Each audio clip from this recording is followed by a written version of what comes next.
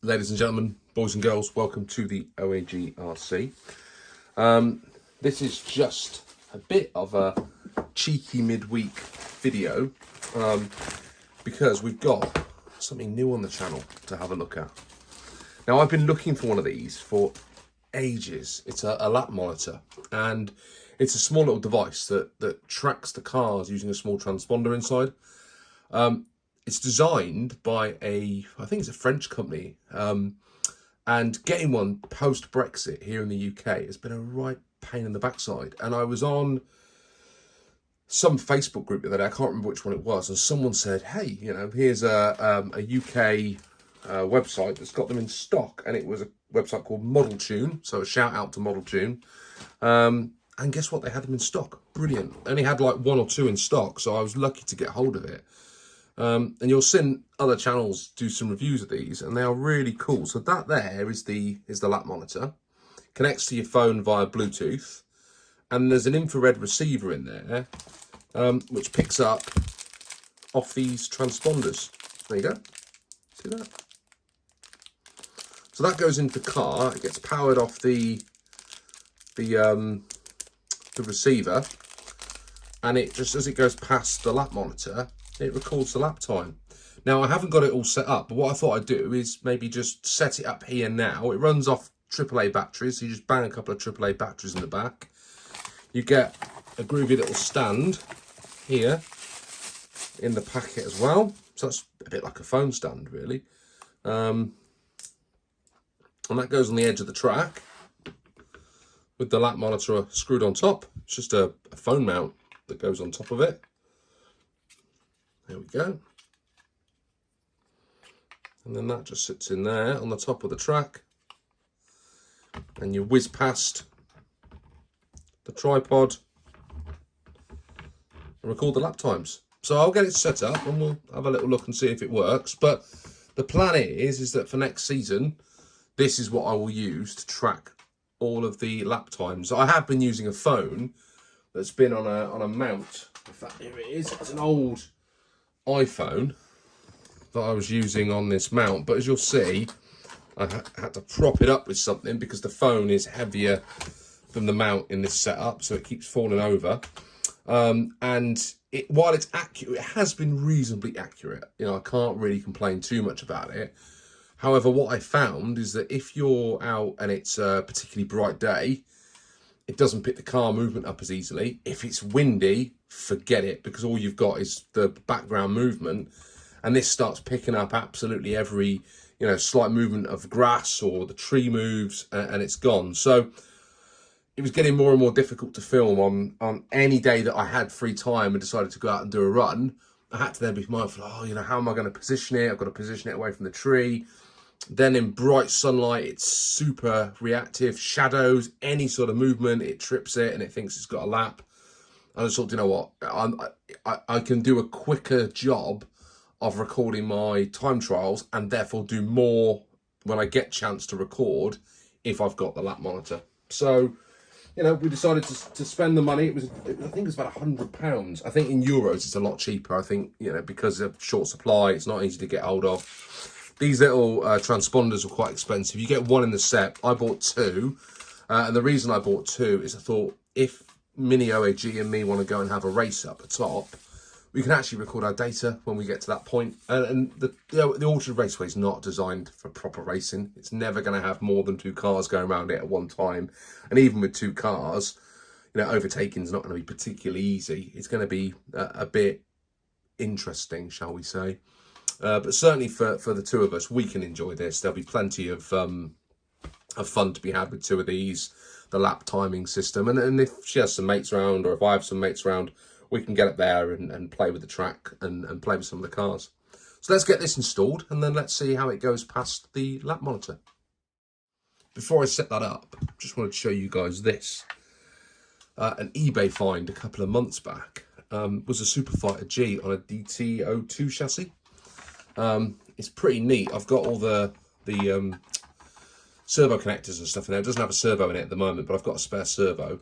And it's the same as the holiday buggy, and I really enjoyed building that holiday buggy with Mini OAG. And I've enjoyed running it as well. This one has got a silver can in it, so it's going to have a bit more speed. But what I really like about this is that clear gearbox, so you can see the mesh. Apparently this is ball raced. I haven't taken it apart to check yet, but apparently it's ball raced. Looks like it's got reasonably new tyres on it.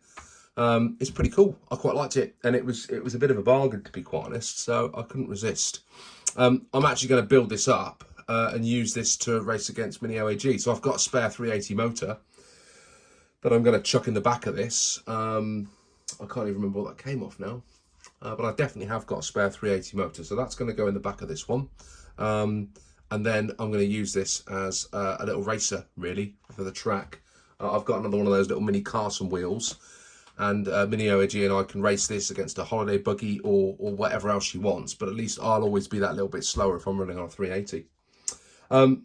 Just while I've got a moment, give you all guys a little shout and say, please watch this weekend. I've got a premiere of the season finale of the OAG Raceway season.